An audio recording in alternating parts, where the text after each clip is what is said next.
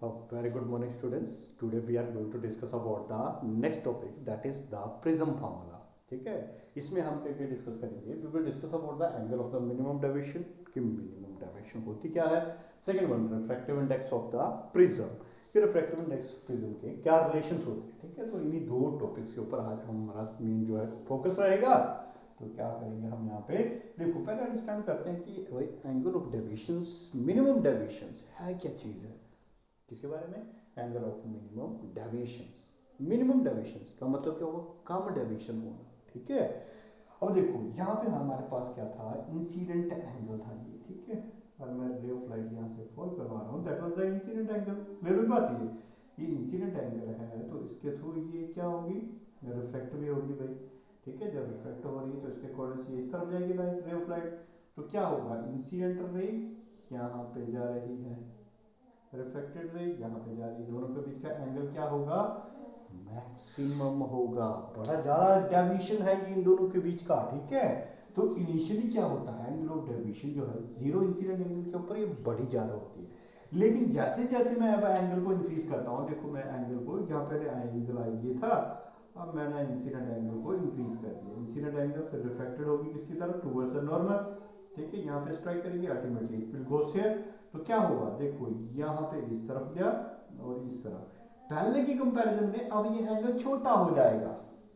पहले की कंपैरिजन में एंगल क्या हो रहा है, छोटा हो रहा है. क्यों, क्योंकि जब मैंने यहाँ से क्या किया, एंगल ऑफ इंसिडेंट को बढ़ा दिया, बढ़ाया ना यहाँ पे एंगल ऑफ इंसिडेंट, तो ये एंगल ऑफ डेविएशन क्या हो गया, छोटा हो गया. ठीक है, अल्टीमेटली जैसे जैसे मैं एंगल ऑफ इंसिडेंट को बढ़ाता चलूंगा तो ये एंगल ऑफ डेविएशन जो है वो स्मॉल होती चली जाती है. ठीक है, अल्टीमेटली एक पॉइंट ऐसा आता है जहां पर यहाँ पे, ठीक है, एंड एक पॉइंट ऐसा आएगा इस पर्टिकुलर पॉइंट के ऊपर यहाँ पे, और इसको हम क्या बोलते हैं, angle of incident will be equal to the angle of emergent.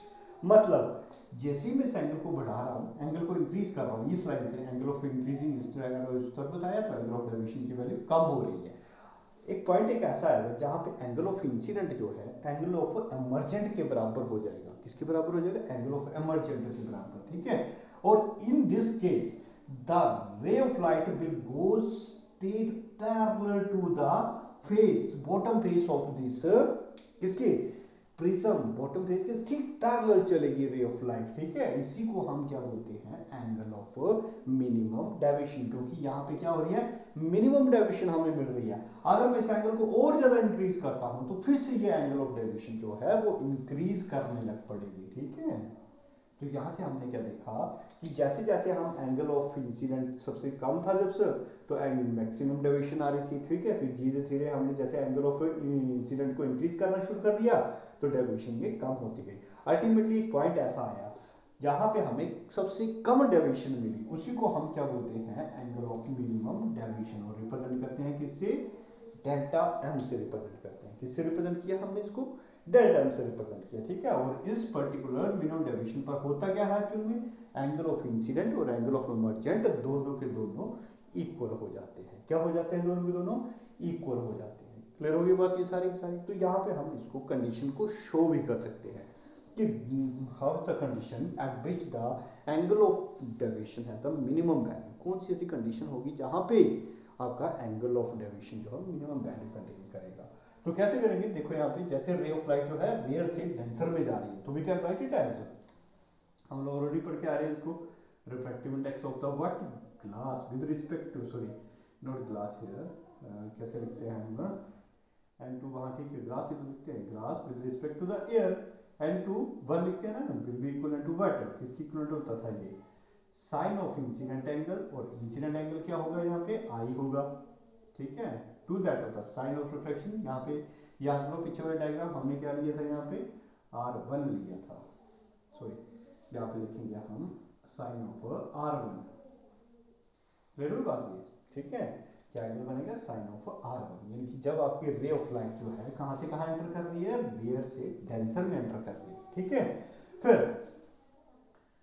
जैसे ही आपकी डेंसर टू रेयर जाती है, यानी कि यहां से इस तरफ जाएगी, तो एंगल ऑफ इंसिडेंट का काम किसने किया था भाई, R1 ने. ठीक है, सो R2 ने, तो यहाँ पे मैं लिखूंगा air to the glass, we can write it as sine of incident angle का काम किसने किया था, R1 ने। चलो एक मिनट रुको जरा। ओके नाउ सी हियर, ठीक है, यहाँ पे हमने डायग्राम नहीं बनाई थी जिसको आपको कंफ्यूजन हो सकती थी, ठीक है। तो नाउ सी हियर, यहाँ पे मेरे पास ये इंसिडेंट एंगल है, तो नॉर्मल के साथ इंसिडेंट एंगल कितना है, आई।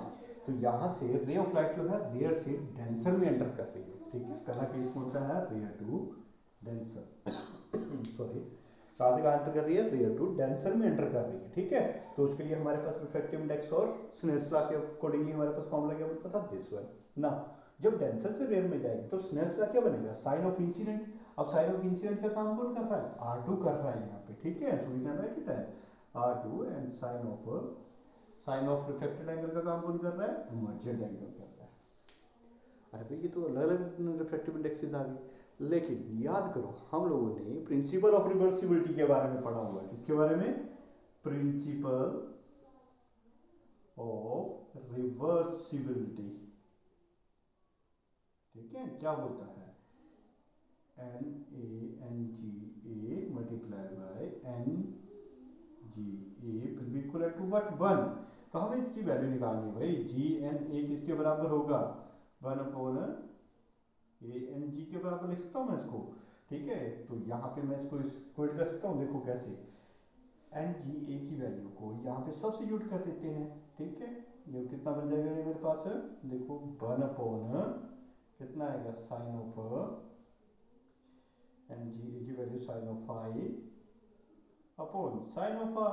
तो we can write it as sine of R upon R1 upon sine of incident angle, बन गया ये प्रिंसिपल ऑफ रिवर्सिबिलिटी का यूज किया, ठीक है। Now see here, this equation and this equation both are the similar, left hand side equation 1 and give that equation number 2।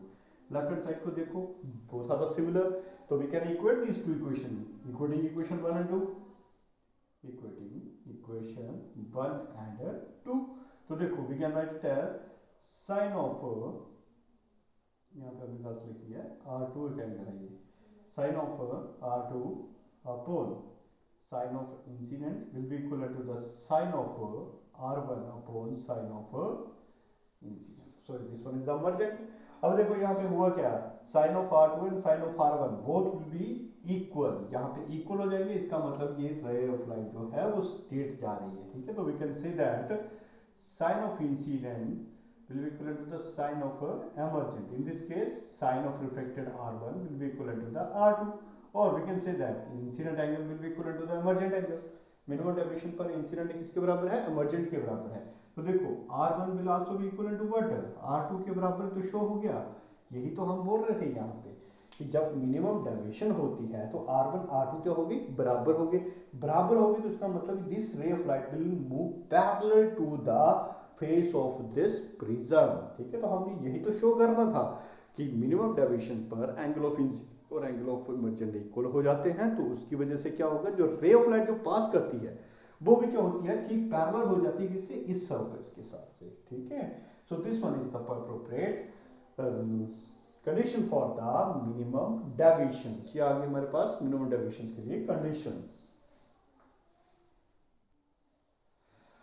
Okay, next जो हम करने जा रहे हैं वो क्या है, refractive index of the prism. तो हम लोगों को स्नेल्स लॉ की इक्वेशन याद है, ठीक है, हम लोगों ने पढ़ी स्नेल्स लॉ क्या होती है, what is the Snell's law, that refractive index of the medium will be equal to the sine of the incident angle to that of the what, sine of refractive angle.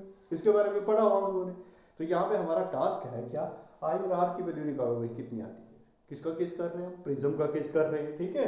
Prism का case कर रहे हैं तो आई और are निकाल सकते हैं। We know, हम लोगों ने एक क्वेश्चन पढ़ी क्या, angle of deviation that is delta plus of A is equal to the angle of incident minus of angle of emergent, sorry not minus है प्लस, पढ़ा हमने ये इसके बारे में, ठीक है। यहाँ पे हमने स्टार्टिंग में प्रिज्म के बारे में पढ़ा था, ठीक है। तो इसमें हमने ये इक्वेशन ड्राइव की हुई थी। तो देखो यहाँ पे मिनिमम डेविएशन क्या बोलता है, मिनिमम डेविएशन बोल रहा था कि एंगल ऑफ डेविएशन जो हो गए उसमें मिनिमम डेविएशन आएगी। तो यहाँ पे डेल्टा के साथ एम लिखी है इसको फुट में, ठीक है। And we can say that जब एंगल ऑफ मिनिमम डेविएशन हमें अप्रोच मिलेगी तो वो कौन सी कंडीशन में मिलेगी कि angle of incident will be equal to the angle of emergent. ये बात क्लियर होगी सारी, ठीक है। तो एंगल ऑफ इंसिडेंट किसके बराबर आ जाएगा, एंगल ऑफ इमर्जेंट के बराबर आएगा। तो देखो मेरे पास यहाँ पे इसकी वैल्यू को यहाँ पे सब्स्टिट्यूट कर देते हैं, ultimately we will get that delta M plus of A is equal to incident angle plus of incident angle, क्योंकि इमर्जेंट किसके बराबर हो गया, इंसिडेंट के तो बराबर हो गया। तो कितना बना मेरे पास value, delta M plus of A is equal to 2 times of I. तो यहाँ पे हमें निकालना क्या, पहले आई तो निकालना है यहाँ पे। तो I becomes two but I will be equal to that delta m plus of a upon what 2 निकाल लिया यहाँ पे। अब दूसरा टास्क क्या है भाई, दूसरा टास्क है r निकालना। अगर मैं इन दोनों की वैल्यू निकाल लेता हूँ तो ultimately I get the result, clear बात है। तो r कैसे निकालूंगा, सिंस वी नो दैट क्या, that a is equal to what r1 and r2 पढ़ा हमने। लेकिन एंगल ऑफ मिनिमम डेविएशन में हमने क्या स्टडी किया अभी, कि जब आपका एंगल ऑफ मिनिमम डेविएशन हमें मिलता है, क्या होता है वहां पे R1 और R2 इक्वल होते हैं, यानी कि जो लाइन है वो बेस के साथ कैसे चलती है, पैरेलल चलती है, ठीक है। तो we can say that R1 is equal to R2 at the minimum deviation, so A will comes out to be 2 times of R, क्योंकि R plus R कितना हो जाएगा 2 times of R, और R will comes out to be A by 2। Now put these two value I and R in equation 1, give that equation number 1, और equation 1 में substitute कर दे इसको, तो we can find out that angle comes out to be sin of incident, incident angle हमारे पास बन रहा है delta m plus of a by 2, clear है। और R का एंगल बन रहा है एंगल ऑफ रिफ्लेक्शन में comes out to be a by 2, clear है बात ये, ठीक है। so this is the appropriate formula for the angle of deviations and the refractive index, ठीक है।